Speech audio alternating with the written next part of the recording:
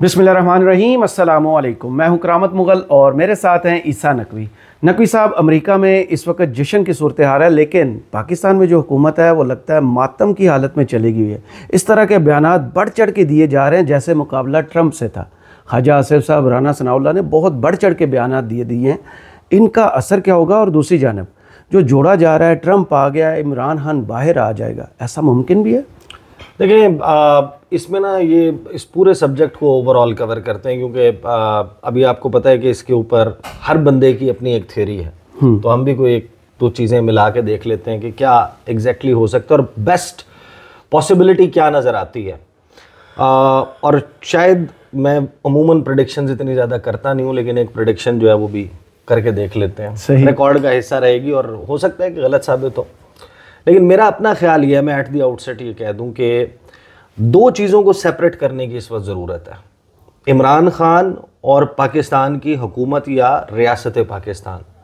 देखिए, ट्रंप की पॉलिसी क्या होगी उसमें पाकिस्तान तो तयशुदा बात है, और even Imran Khan for that matter way down the line कहीं पर आएंगे। सही। क्योंकि आप जब अमेरिका की बात करते हैं और डोनाल्ड ट्रंप के पर्सन को स्टडी करते हैं, गुज़श्ता 4 साल में वो किस चीज़ से गुजरा है, उसको जिसको कहता है कि मेरी परसिक्यूशन हुई है, मेरे फॉलोअर्स की, कैपिटल हिल हमले से लेकर ऑनवर्ड्स वो धमकाता रहा है उन लोगों को जो उसके ख़िलाफ़ बयानात देते रहे हैं, जो उसके ख़िलाफ़ किसी भी कैंपेन का हिस्सा रहे हैं, जो उसको सज़ा दिलवाने के हवाले से या उसके सपोर्टर्स के ऊपर क्लैंप डाउन के हवाले से इस्तेमाल हुए हैं। तो उसकी प्रायोरिटीज़ में लिस्ट में जो है वो वैसे भी इंट्रोवर्ड अप्रोच के साथ डोनाल्ड ट्रंप ने 2016 का इलेक्शन लड़ा था। 2016 में उसने कहा था अमेरिका फर्स्ट। सही। और अमेरिका फर्स्ट की पॉलिसी के तहत यूरोपियन यूनियन दूर हो गई थी, नेटो जो है प्रायोरिटी में नहीं थी, क्लाइमेट चेंज को वो एक एब्सर्ड किस्म का फिनोमेना समझता है। वो ये कहता है कि अगर चीन जो है वो ग्लोबल एमिशंस में, कार्बन एमिशंस में मेजर कंट्रीब्यूटर होकर अपनी तरक्की कर सकता है at the cost of the whole world's environment, तो फिर अमेरिका क्यों नहीं कर सकता? ये हम सब का हक है और ये सब एक झूठ है, फ्रॉड है, फ्रेब है, मकर है। तो तरक्की करने के लिए इंडस्ट्री चलानी पड़ती है, कार्बन एमिशंस होती हैं, तो कोई फ़र्क नहीं पड़ता। फिर उसके बाद नेटो की जो स्पेंडिंग है उसने वो कट डाउन कर दी थी अमेरिका की। सही। जो उसका बजट की 2% रिक्वायरमेंट है जीडीपी की, जितने भी नेटो एलाइज हैं वो अपनी कंट्रीब्यूशन करते हैं, जिससे नेटो बेसिकली सेक्रेटेरिएट से लेके, फ़ौज से लेके, उनके हेडक्वार्टर्स, उनके जितने भी मिलिट्री ऑपरेशंस हैं, जहाँ जहाँ पर डिप्लॉयमेंट होती है, उनके मामलात संभाले जाते हैं। तो आपको पता है कि अमेरिका जो है वो ज़ाहिर है कि चौधरी है, तो बहुत सारे दरमियान में ममालिक ऐसे हैं जो पे नहीं करते। सही। नहीं करते थे, अभी बाइडन के दौर में भी नहीं करते थे। तो वो तो कहेगा कि सब अपना फेयर शेयर दें। डोनाल्ड ट्रंप की वहीं से बात शुरू हो गई जहाँ पे ख़त्म हुई थी। हाँ, अब ये नहीं कि उसकी प्रायोरिटीज़ में देखें इलीगल इमिग्रेशन वाला मामला है, चाइना उसके लिए एक बहुत बड़ा कंसर्न है। चाइना वाला मामला है ना, वहाँ पर आकर पाकिस्तान जो है एड्रेस होना शुरू होता है। अगर आप उनकी नेशनल सिक्योरिटी पॉलिसी देखें बाइडन एडमिनिस्ट्रेशन में जो आई, अच्छा बाइडन एडमिनिस्ट्रेशन का एक क्योंकि डिफरेंट व्यू पॉइंट भी था, तो इस वजह से आप उसको शायद थोड़ा सा बाइस्ड रिपोर्ट ज़रूर कह सकते हैं। सही। यानी 2021 में जो बाइडन के लिए अगर सदर बनते ही कोई मुल्क और ममालिक सबसे अहम थे तो उनमें से पाकिस्तान एक था। सही। इनखला अनाउंस हुआ था 14-15 अप्रैल को, रूज़वेल्ट ट्रीटी रूम से जो है उसने ये अनाउंस किया था कि हम 31 अगस्त तक इनखला करने जा रहे हैं। सही। और Pakistan being the immediate neighbour इनखला के वक्त में शायद सबसे इम्पोर्टेंट मुल्क था, रास्ते ये था। हाँ, लेकिन उसने पाकिस्तान का नाम तक अपनी एक दफ़ा ज़ुबान पे नहीं लेकर आया।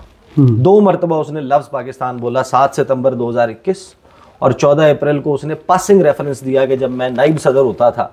ये एंटी इमरान थे, ये एंटी पाकिस्तान थे, ये भी साइंस नहीं समझ आई अभी तक। अच्छा नहीं, जो बाइडन का मामला था ना, जो बाइडन की अगर आप पहली स्पीच उठाकर देखें जो स्टेट डिपार्टमेंट में दी थी 4 फरवरी को जी, जिसमें उसने जाकर कहा था America is back, diplomacy is back, मैं अपनी नई अलाइंसेस बनाऊंगा, पुरानी अलाइंसेस को रिपेयर करूंगा, और चाइना मेरा सबसे सीरियस कंपेटिटर है, सबसे संजीदा हरीफ है, और मेरे अंडर माय वॉच चाइना दुनिया का अमीर तरीन और ताकतवर तरीन मुल्क नहीं बन सकता। सही। तो जो बाइडन की जो प्रायोरिटीज़ हैं वो बड़ी स्ट्रेट अप थी, और उसमें जाहिर है कि Pakistan being close ally of China, उसको उसने लेसन तो देना था, सही, और हमें डिस्टर्ब तो करना था, और वो हम डिस्टर्ब हुए। लेकिन अब उस माजी वाली डिबेट से हट के ना करंट डिबेट के ऊपर आ जाए कि अभी क्या होगा। देखिए, इमरान खान, मेरा नहीं ख्याल कि वो अमेरिकन पॉलिसी को वो चीज़ डिलीवर कर सकते हैं जो अमेरिका की इस वक्त रिक्वायरमेंट है। इमरान खान ने गुज़श्ता 2-2.5 साल 3 साल की जो पूरी पॉलिटिक्स की है और अपनी पॉपुलैरिटी बनाई है, वो बेस किस चीज़ पे करती है? वो बेस इस चीज़ पर करती है कि उन्होंने वेस्ट के ख़िलाफ़ नारा लगाया, एब्सोल्युटली नॉट कहा। इस डिबेट में नहीं जाएं आप कि वो कितने दिल से लगाया था या कितना जो है वो झूठ मूठ लगाया था, ये भी एक बहस है ना। उस बहस से ऊपर आके ज़रा देखें कि उनकी जो इमरान खान की पॉपुलैरिटी है वो एंटी वेस्ट नारा लगाने पर है, एब्सोल्युटली नॉट कहने पर है। क्या हम कोई गुलाम है जो आप कहेंगे हम कर लें? सही, यानी मेलसी जलसे से लेके 14-15 जून 2021 के HBO को, एक्सियोस ऑन HBO को दिए हुए इंटरव्यू से लेकर फिर 24-25 जून को वो फेमस न्यूयॉर्क टाइम्स को दिया हुआ इंटरव्यू, वॉशिंगटन पोस्ट का आर्टिकल, फिर 27 जून को CGTN पे ये स्टेटमेंट देना कि it is unfair on part of the US to pressurize countries like Pakistan to pick sides between China and America, ये स्टेटमेंट देना, और फिर जो रूस का दौरा करने से एक दिन पहले दोबारा एक इंटरव्यू देना रशिया टुडे को, जिसमें उन्होंने कहा कि उनसे सवाल हुआ इमरान खान से कि आप अपनी स्पोर्ट्समैन थे, क्रिकेटर थे, लाइफ की सबसे बड़ी अचीवमेंट वर्ल्ड कप लिफ्ट करना थी, तो अब आप सियासतदान हैं और प्राइम मिनिस्टर हैं एक मुल्क के, तो अभी आपके जहन में सबसे बड़ी अचीवमेंट क्या हो सकती है? तो उस पर इमरान खान ने जवाब दिया था कि I want to emulate China model, Xi Jinping model, कि जिस तरह चीन ने 700 मिलियन लोगों को पॉवर्टी से निकाला है, 70 करोड़ लोगों को पॉवर्टी से निकाला है, तो मैं उस मॉडल को कॉपी करना चाहता हूँ। अगर वो मैं कर पाऊँ पाकिस्तान में तो वो मेरे लिए शायद मेराज है मेरी पॉलिटिक्स की, और फिर उसके बाद मैं रिटायर हो जाऊँगा। तो वो जो बेसिकली इंसान आजकल ख़ास तौर पर जो करंट सिनेरियो है उसमें सोशल मीडिया के प्रेशर्स हैं, आपके स्टेटमेंट्स आपको हॉन्ट करते हैं और आप अपने उन अल्फाज के कैदी बन चुके हैं जो आपने माजी में दिए होते हैं, तो बहुत जल्दी उन पॉलिसीज़ को टर्न अबाउट करना, उससे जान छुड़ाना बड़ा मुश्किल है। सही। तो यहाँ पर अब दो सवाल पैदा हो जाते हैं। एक सवाल ये है कि क्या इसका ये मतलब है कि इमरान खान अगर डिलीवर नहीं कर सकते अमेरिका के ऑब्जेक्टिव्स स्ट्रेट अप हैं। अभी जो मीना की मीटिंग हुई थी वो जिसको सारे लोगों ने सिर्फ और सिर्फ डोनाल्ड लू की प्रेजेंस के ऊपर कवर किया था कि डोनाल्ड लू को बुलाया गया है कमेटी में, और कमेटी जो है वो सवालात कर रही है, जो उनकी हाउस फॉरेन अफेयर्स कमेटी है, उसमें सवाल डोनाल्ड लू से जाहिर है कि बुनियादी तौर पे साइफर और ये इन सारे मामलात पे, डेमोक्रेसी इन पाकिस्तान, इसके ऊपर हो रहे थे। फिर एक बड़ा अहम सवाल जो है वो दरमियान में आया था। कुछ जो कांग्रेसमैन हैं उन्होंने ये सवालात किए थे कि पाकिस्तान जो है वो कम्युनिस्ट पार्टी ऑफ चाइना का ग्राउंड ज़ीरो बन रहा है। सही। और हम IMF के लिवर्स को कैसे इस्तेमाल कर सकते हैं पाकिस्तान और चीन को दूर करने के लिए। वहाँ से अमेरिकन एक ऑब्जेक्टिव तो क्लियर हो गया कि जो IMF का प्रोग्राम हमें मिलना था वो शायद चीन के साथ कुछ दूरियां इख्तियार करके, कुछ मुआहदों को रीस्ट्रक्चरिंग के नाम पे, रीप्रोफाइलिंग के नाम पे या डिले कर नहज पर ले जाके, तो वो अब आपको जब IMF का प्रोग्राम हो गया और आपको किस शिस्त मिल गई, तो कहीं ना कहीं शायद अमेरिका को कोई इंटरेस्ट भी सर्व हो गया हो उसमें। तो जब आप एक ट्रैजेक्टरी पे, एक लाइन पे चढ़ चुके हैं तो इतनी जल्दी तो आप अंडू नहीं कर सकते। तो इमरान खान को सपोर्ट करना वो इस बुनियाद पर नहीं होगा कि इसका मतलब यह है कि मौजूदा हुकूमत को गिराना है, नहीं। इमरान खान को जेल से रिलीफ दिलवाना या उनके लिए कोई ये एफर्ट करना कि पाकिस्तान में जो इस वक्त आज़ादी इज़हार राय के हवाले से सवालात मौजूद हैं, सिविल एंड पॉलिटिकल राइट्स के हवाले से सवालात मौजूद हैं, वो एड्रेस हो जाएं, जो सियासी कैदी हैं वो एड्रेस हो जाएं। इमरान खान का जो जेल में जितने भी चार्जेस हैं उनको क्या कहा जाएगा, जितने भी वो है कि राइट टू फेयर ट्रायल नहीं मिला, due process of law follow नहीं हुआ। इन दो चीज़ों के ऊपर अगर कोई स्ट्रॉन्ग स्टेटमेंट आ जाती है, फॉर एग्जाम्पल ये मिसाल मैं पहले भी दे चुका हूँ बहुत दफ़ा, अभी साल 2024 में को 50 ममालिक हैं दुनिया के जिनमें इलेक्शन होना थे, चंद एक में रहते हैं। अमेरिका में हो गया, बांग्लादेश में हुआ था, पाकिस्तान में हुआ, इंडिया में इलेक्शन हुआ, वेनेजुएला में इलेक्शन हुआ, मुख्तलिफ जगहों पर इलेक्शन हुआ। वेनेजुएला परफेक्ट एग्जाम्पल है। वहाँ पर 28 अगस्त को निकोलस मेडोरो की विक्ट्री जो है वो डिक्लेयर की गई, जब उसका कहा गया कि 52.4% वोट ले चुका है, तो निकोलस मेडोरो प्रेसिडेंशियल इलेक्शन जीत गया। पाकिस्तान का आप जहन में रखें, 8 फरवरी का इलेक्शन हुआ, नतीजा सामने आया, तमाम media, local media, international media, मुबस्सर मिशन, लोकल इंटरनेशनल, सफारत खाने, उनकी रिपोर्ट्स, पाकिस्तान की मीडिया की रिपोर्ट्स, इंडिपेंडेंट ऑब्जर्वर की रिपोर्ट्स, सारी की सारी स्टेट डिपार्टमेंट समेत हर एक के सामने रखी थी, जिन्होंने कहा कि संगीन तरीन बेज़ाब्तियाँ होंगी। अमेरिका का रिएक्शन क्या था? बस नॉर्मल, सिर्फ स्टेटमेंट्स की हद तक था ना, कुछ भी नहीं हुआ। अब जब आप बात करते हैं वेनेजुएला के इलेक्शन की, वहां पर इलेक्शन कंक्लूड होके जैसे ही रिजल्ट अनाउंस होता है, उसके चंद घंटे के बाद कॉल चली जाती है। Secretary of state Antony Blinken Edmundo Gonzalez को फोन करते हैं। वो विनर को, निकोलस मेडोरो को फोन नहीं कर रहे, जिसके खिलाफ 2013 से वो सारी टिंकरिंग कर रहे हैं वहां के प्रोसेस में। वो फोन करते हैं एडमंडो गोंजालेस को, जो अपोजिशन लीडर, उसको कहते हैं आप इलेक्शन जीते, सही, हम आपके साथ हैं, और उसके बाद वो सैंक्शंस लगा देते हैं। वो वेनेजुएला के पर्सपेक्टिव में, कंसिडरिंग वेनेजुएला's इंपॉर्टेंस, वो रॉस नेफ्ट से, रशिया से फ्लोटिलाज के ऊपर ऑयल मंगवा रहा है, ईरान के साथ उसकी क्या जो कैरेबियन सी और इन एरियाज़ में कोऑपरेशन है वेनेजुएला की, और जो निकोलस मेडोरो की बड़ी स्ट्रॉन्ग किस्म की पोस्चरिंग है अगेंस्ट यूएस, उसकी वजह से उनके लिए वो प्रायोरिटी के ऊपर आता है। फॉर दैट मैटर उनके लिए निकारागुआ जो है वो बड़ा मैटर करता है, करेगा।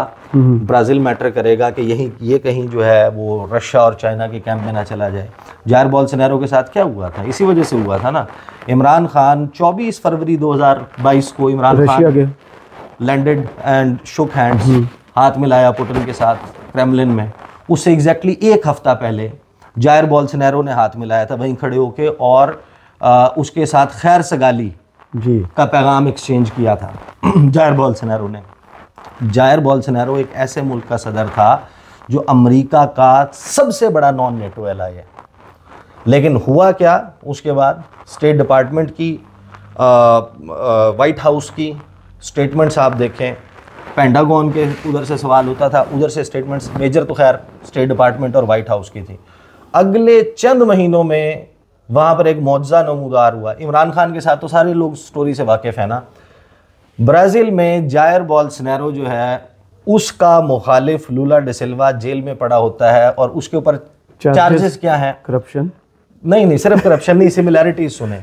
ऑफशोर प्रॉपर्टीज, बेनामी फ्लैट, सेम, सजा याफ्ता, सेम, सारी चीजें सिमिलर थी। न्यूयॉर्क टाइम्स इंटरव्यू करता है लूला डी सिल्वा के खिलाफ, एक वो जो बंदा था वो अंदर से वो जज, और वो फिर जाता है, स्टेटमेंट्स दूसरी आने लगती हैं, लूला डी सिल्वा जेल से बाहर आता है, इलेक्शन होता है, वाजे पॉपुलैरिटी जायर बोल्सोनारो की होने के बावजूद लूला डी सिल्वा प्रेसिडेंट बन जाता है। और प्रेसिडेंट बनते ही सबसे पहला बंदा कौन कॉल करता है? जो बाइडन, उसको इन्वाइट करता है वाइट हाउस के लिए। तो ये देखें, अमेरिकन एडमिनिस्ट्रेशंस की प्रेफरेंसेस मुख्तलिफ ममालिक में होती हैं। There is no doubt about it कि ट्रंप का ट्रैक रिकॉर्ड जब मैं देखता हूँ तो कुछ दुनिया के ममालिक हैं और कुछ दुनिया के लीडर्स हैं जिनके साथ डोनाल्ड ट्रंप का एक स्पेशल किस्म का रिलेशनशिप था। सही। वो विक्टर ऑर्बन को और जायर बोल्सोनारो को अपना ट्विन ब्रदर कहता था, अब्दुल फताह अल सीसी को कहता था कि he is my favourite dictator. Mohammed bin Salman के साथ उसके जो है फ़ोन कॉल्स पे बिज़नेस और अपने अरबों डॉलर की कहानियाँ सुनाने के किस्से बाद में किताबों में भी आए हैं। जॉन बोल्टन की किताब पढ़ लें, बाकी लोगों की मेमोयर्स जिन्होंने वाइट हाउस में उस वक्त काम किया था उनको पढ़ लें। फिर रजब तैयब अर्दवान के साथ, किम जोंग उन के साथ, इनके साथ इसके ज़ाहिर के एक स्पेशल, और फिर इमरान खान उनमें से एक। 2019 से ऑनवर्ड ये मामला है और ये वेल नोन है एंड वेल स्पोकन है, हम इसके ऊपर बात कर चुके हैं।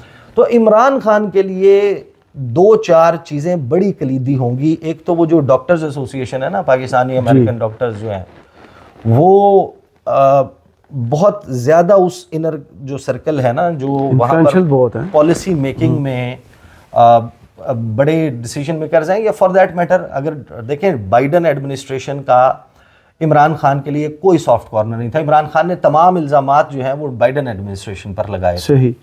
तो जब हाउस रेजोल्यूशन 901 368 वोट के साथ 7 अगेंस्ट और बाकी एब्सेंस 435 में से उसके साथ पास होती है, तो बाइडन एडमिनिस्ट्रेशन के तो कान पे भी जू नहीं रहेंगी।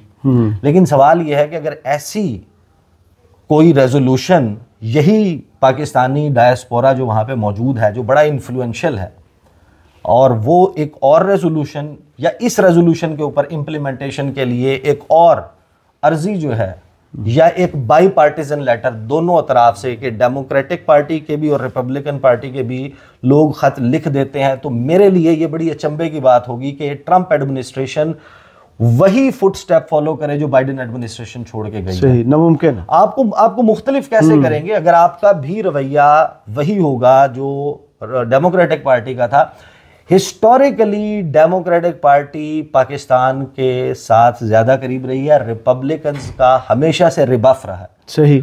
इसीलिए मुसलमान, और देखें मुसलमान हो गए, पाकिस्तानी हो गए, जितने भी इमिग्रेंट्स हैं जो किसी और कौमियत से ताल्लुक़ रखने वाले हैं, जो ब्राउन्स हैं, जो ब्लैक्स हैं, उनकी मेजॉरिटी हमेशा से डेमोक्रेटिक पार्टी को सपोर्ट करती आई है।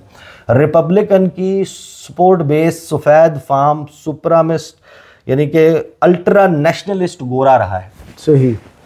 ये चीज़ें अब आके ऑड्स चेंज हुए हैं कि इस दफ़ा यंगस्टर्स भी ट्रंप को सपोर्ट कर रहे हैं, पाकिस्तानी भी ट्रंप को सपोर्ट कर रहे हैं, मुसलमान भी ट्रंप को सपोर्ट कर रहे हैं। वो कह रहे हैं कि मैं मिडल ईस्ट में जो है वो कोई नई जंग शुरू नहीं करूंगा, और उसने अपने ट्रैक रिकॉर्ड से साबित किया। Now coming back to the question, अगर if such a thing happens, फिर उसमें इन्फ्लुएंशियल कौन लोग होंगे? जिन नोन लोगों को हम जानते हैं कि जिनका उस इनर सर्कल के साथ ताल्लुक है, नाम के और प्रोफाइल के साथ देख लें तो उनमें से सिर्फ एक बंदा ऐसा है जो नून लीग के करीब तसव्वुर होता है, शुमार होता है, वो है अली जहांगीर सदीकी। शाहिद खाकान अब्बासी ने उनको एम्बेसडर लगाया था जी, इमरान खान ने उनको रिटेन किया था, और उसके बाद आपको पता है कि गालिबन एजाज़ अहमद चौधरी जो हैं उन्होंने फिर अपनी पोस्टिंग का बाकी हिस्सा जो है वो वहाँ पर अमेरिका में काटा। फिर एजाज़ चौधरी वापस आए और पी बिकेम ये जो आपका ISSI institute of strategic studies Islamabad, उसके वो DG लग गए। अब वो रिटायर्ड लाइफ गुजार रहे। अली जहांगीर सिद्दीकी की जो मुझे मालूम है, अली जहांगीर सिद्दीकी की दोस्ती थी डोनाल्ड ट्रंप के वाइस प्रेसिडेंट माइक पेंस के बेटे के साथ। उसकी वजह से वो उस सर्कल में एंटर हो गए थे जो जैरेड कुशनर, और he was friends with them.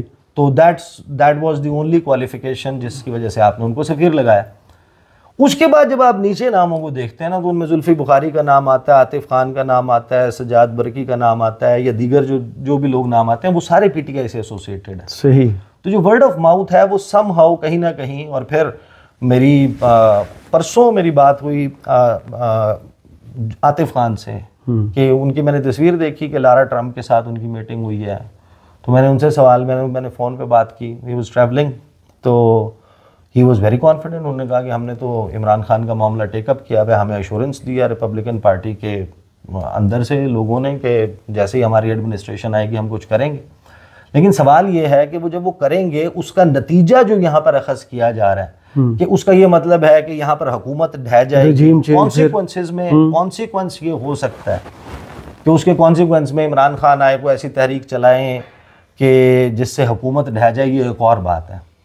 लेकिन मैं एक बात बड़ी कंसिस्टेंसी के साथ 9 जनवरी 2024 के बाद ओपनली अपनी हर उस वीडियो में जो मैंने आपके साथ बैठ के या अकेले की है ऑन द सब्जेक्ट, ये बात हतमी है कि आज से ऑनवर्ड, आज आपको पता है ना एंटनी ब्लिंकन ने ट्रांजिशन टीम के साथ, आपको पता है अमेरिका में अब स्टार्ट हो गया है, 20 जनवरी तक ट्रांजिशन टीम जो है उसके लिए सेक्रेटरी अपॉइंट कर दिया है, और वो तमाम मामलात नई एडमिनिस्ट्रेशन को उन्होंने टेक ओवर करने में मदद देनी है। अब से ऑनवर्ड जो अमेरिकन पोजीशन है, जो स्टेट डिपार्टमेंट में स्पोक्स पर्सन नेड प्राइस के सामने खड़े होकर कोई सवाल करता है, तो जो जवाब यूजुअली आता था, जवाब अब वैसा नहीं आएगा। सही। और जब नई एडमिनिस्ट्रेशन प्रॉपरली टेक ओवर कर लेगी 20 जनवरी से ऑनवर्ड, उसके बाद कम अज कम हालात एक तो ये कि ऐसे नहीं रहेंगे, ऐसे नहीं रहेंगे। दूसरा जो मैटर करेगा वो ये कि अभी जो रिजवान साहब हैं हमारे एम्बेसडर अमेरिका में, वो कितनी जल्दी ट्रांजिशन टीम के साथ थ्रू होके एक टेलीफोन कॉल इस्टेब्लिश करवा पाते हैं प्राइम मिनिस्टर शहबाज शरीफ के और डोनाल्ड ट्रंप के दरमियान। और उसमें माजी का एक तल्ख तजुर्बा कि जब 30 नवंबर 2016 को टेलीफोन कॉल इस्टेब्लिश करवाई थी मियां मोहम्मद नवाज शरीफ की और डोनाल्ड ट्रंप की, तो उसमें डोनाल्ड ट्रंप ने अपने ख़ास स्टाइल में कह दिया था कि Nawaz Sharif, you are a wonderful leader of a wonderful nation, I am looking forward to visiting Pakistan, और आपकी जो है रहनुमाई में ये मुल्क जो है इसमें बड़ा पोटेंशियल है, ये दिन दुगनी रात चुगनी तरक्की करेगा। उधर से चल रहा था पनामा केस, और नून लीग को लगता था कि एस्टैब्लिशमेंट एक बड़ा स्ट्रॉन्ग मैसेज जाएगा कि नया प्रेसिडेंट इलेक्ट अमेरिका का इतने ज़बरदस्त बातें कर रहा है नवाज शरीफ के मुतालिक। उन्होंने एज इट इज़ उसका ट्रांसक्रिप्ट जारी कर दिया। उधर से फिर ट्रांजिशन टीम ने कहा कि आपने ये किया क्या है, हमने भी हमारा पूरी दुनिया के मीडिया में मजाक उड़ा। वो मरीम नवाज साहब और फिर उन्होंने मीडिया हैंडल बहुत अच्छा, वो वापस लेना पड़ा। तो देखें, जो ये सवाल है ना कि इमरान खान के लिए या पीटीआई के लिए एक थोड़ा सा आप समझें कि साई ऑफ रिलीफ होगा। वो अब कितना इफेक्टिवली टेकअप करते हैं या उसको फॉलो करते हैं। कांग्रेसमैन और senators after making it to the house, to Capitol Hill, क्या उनका रवैया वो इलेक्शनरिंग के फेज में भी, जहां पर उनको पाकिस्तानियों की सपोर्ट चाहिए थी अपने इलेक्शंस के लिए, या उनके पैसे चाहिए थे अपनी कैंपेन के लिए, क्या अभी भी उतने ही वेलकमिंग होंगे जितने उस वक्त थे? ये एक ऐसी चीज है जिसके ऊपर आप फेयर गैस तो नहीं दे सकते। लेकिन मैं आपको ये बता रहा हूं कि कट ऑफ डेट आप अपने जहन में रखें 31 जनवरी जी। 31 जनवरी तक ये मुमकिन नहीं है कि इसहाक डार साहब का, कम अज़ कम अगर शहबाज शरीफ और डोनाल्ड ट्रंप का नहीं भी होता तो इसहाक डार का जो भी नया सेक्रेटरी ऑफ स्टेट है उससे रब्ता ना हो। सही। बदतरीन हालात के बावजूद शाह महमूद कुरैशी और एंटनी ब्लिंकन के दरमियान 27 जनवरी 2021 को रब्ता हुआ था। अगरचे उसमें मेन कैटलिस्ट जो बना था वो डैनियल पर्ल केस के मेन एक्यूज्ड का सुप्रीम कोर्ट ऑफ पाकिस्तान से एक बटल था। बिल्कुल ऐसे उस बरियत की वजह से वो राब्ता हो गया था, हो सकता है उससे डिले हो जाता, but I am pretty sure, मेरी अंडरस्टैंडिंग ये है कि 31 जनवरी तक ये राब्ता जो है वो इस्टेब्लिश हो जाएगा और उसमें कम अज़ कम जो मौजूदा हालात हैं, सियासी सूरत हाल है, उसके ऊपर चीज़ें जो हैं वो तब्दील होंगी। बट इसमें जो चीज़ें मैटर करेंगी, मैं अगेन एंड अगेन मैंने ये कहा है कि हमारे यहाँ जो हुकूमत है, इदारे हैं, इनके सरबराहान हैं, ये सारे हैं, they will have to pull off a big diplomatic coup. तो जो यहाँ से बयानात दिए जा रहे हैं एडमिनिस्ट्रेशन, वो तो सेल्फ वो तो ओन गोल है। अभी आप उठा लें इंडियन मीडिया, वो उठा के जिस तरीके से इनकी बेइज्जती कर रहा है कि राना सनाउल्लाह और ख्वाजा आसिफ या बाकी लोग, वो कह रहे हैं कि इससे ज़्यादा और हिमाकत की बात क्या हो सकती है। आपने वेलकम के टाइम पे आपने मुखालफत शुरू कर दी। अब बिलावल का बयान देखे ना, वो सारे माजी के बयानात के बरक्स उसने कहा कि एक तो जनाब मुबारकबाद और फलाना और एंटी वॉर प्रेसिडेंट, वो दूसरी लाइन से करके निकल गए। अब इनको शायद ये कहीं बैक ऑफ द माइंड ये बात मौजूद है कि इमरान खान ने जनाब एंटी वेस्ट बात की तो इमरान खान पॉपुलर हो गया था, हम भी करेंगे तो हम भी पॉपुलर बंदे ने।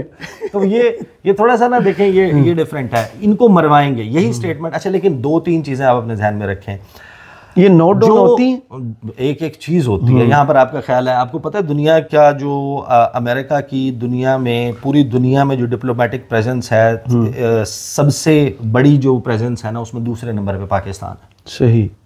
उनका दुनिया में सबसे बड़ा जो सफारत खाना है वो पाकिस्तान, वो नहीं, दूसरे नंबर आफ्टर इराक। सही। इराक के बाद दूसरा सबसे बड़ा सफारत खाना वो पाकिस्तान में। तो आपका ख्याल है वो झक मारने के लिए बैठे हुए यहाँ? नहीं, क्यों, क्या करने के लिए बैठे हुए? चाय बना के पीने, मरी करीब पड़ता। वो यहाँ पे बैठे हुए हैं, वो यहाँ से अफगानिस्तान की भी कुछ चीज़ें देखते हैं, वो पूरे रीजन की, वो चाइना की भी, और भी बहुत सारी चीज़ें यहाँ पर वो होती हैं, प्रोसेस होती हैं और यहाँ से जाती हैं, रिपोर्ट्स जाती हैं। डिप्लोमेट्स का काम ही यही है, तो वो ये सारी चीज़ें नोट करते हैं।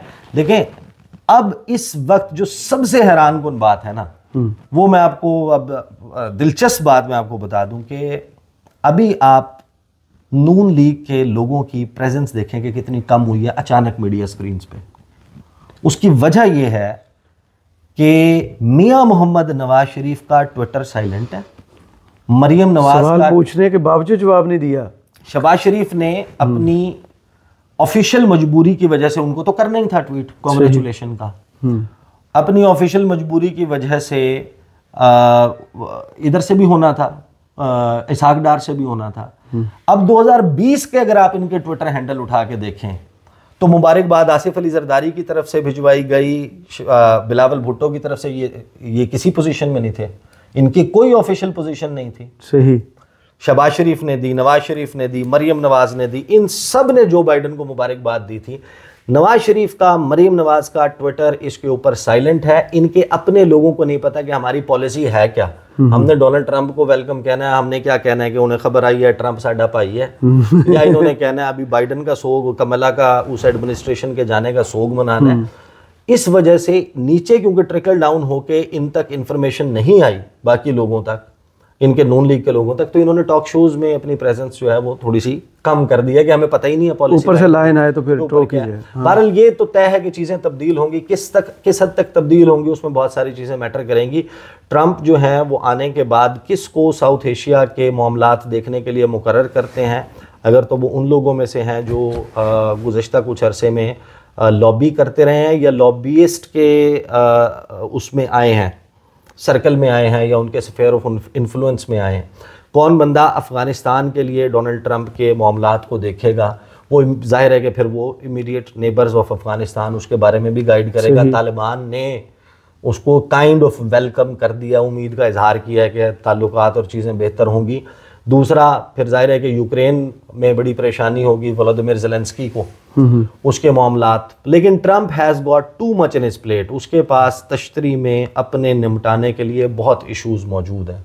लेकिन अगर उसके रेडियस में 3 मीटर के रेडियस में कोई रिपोर्टर आकर पाकिस्तान पे सवाल कर देता है या इमरान खान पे सवाल कर देता है, तो kind of personality Trump is, फिर आप कुछ भी एक्सपेक्ट कर सकते हैं कि वो उस वक्त क्या बोल दे। तो वो तो at spur of the moment और गिवन इंफॉर्मेशन और नॉलेज पे बोलना है। तो ये आप ख़ास तौर पर एलॉन मस्क जिस पोजीशन में इस वक्त मौजूद है और उसकी दुनिया की 5वीं बड़ी आबादी में उसकी ऐप बंद है, तो आपका क्या ख्याल है कि एलॉन मस्क को नहीं पता होगा कि पाकिस्तान में मेरी ऐप बंद है? तो अगर वो अमेरिकी काबीना में बैठा होगा डोनाल्ड ट्रंप की, तो क्या कहीं कोई भी इफेक्ट नहीं होगा? तो इफेक्ट तो होगा, और वजह भी पूछी जाएगी। बहुत शुक्रिया ईसा नकवी आपके तज्जिया का। कमेंट्स बॉक्स में ज़रूर बताइएगा ये वीडियो आपको कैसी लगी। इजाज़त दीजिए, अल्लाह हाफ़िज़।